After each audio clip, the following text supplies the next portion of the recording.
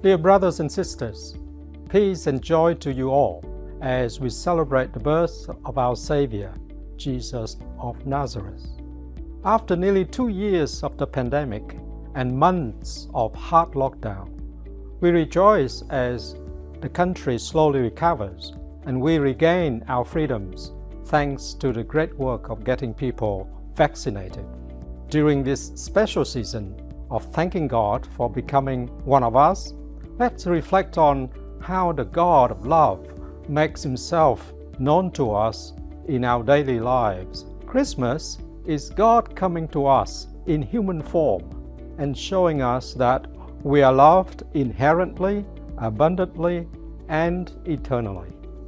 As a Franciscan, I believe that the incarnation was not an accident of history. It was not plan B because we messed up plan A. Jesus is the fullness of God's revelation of love for us and for all of creation. This means that no matter who we are, male or female, black or white, straight or gay, rich or poor, high or low, citizen or refugee, God's love embraces us and reverences us all. Jesus came down to live in a typical Middle Eastern village called Nazareth that was home to a couple of hundred country folk. He did not decide to brandish his power, but to spend most of his time with the powerless and the disenfranchised. As God breaks ranks and becomes vulnerable for us, so must we have the courage to leave our comfort zones and discover the presence, the beauty, and the love of God in unfamiliar places, in the margins and in the shadows of life.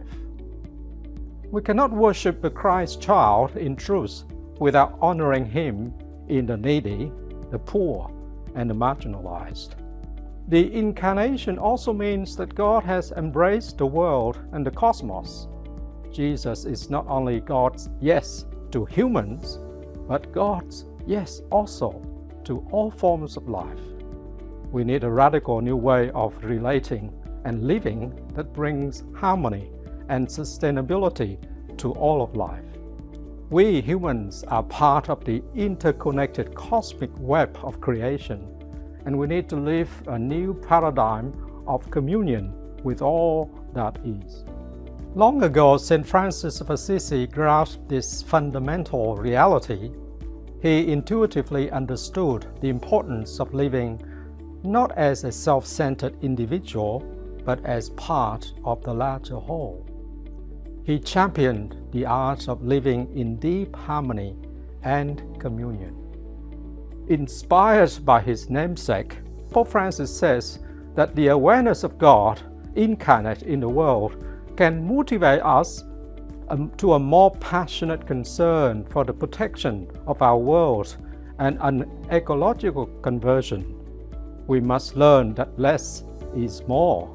We must learn to envision a new economy that shifts away from consumption and exploitation to one that celebrates radical interdependence and reciprocity within diverse webs of life.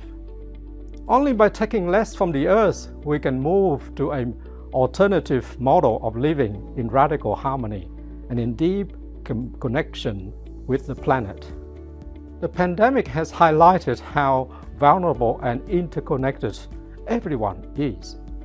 If we do not take care of one another, starting with the least, with those who are most impacted, including creation, we cannot heal the world.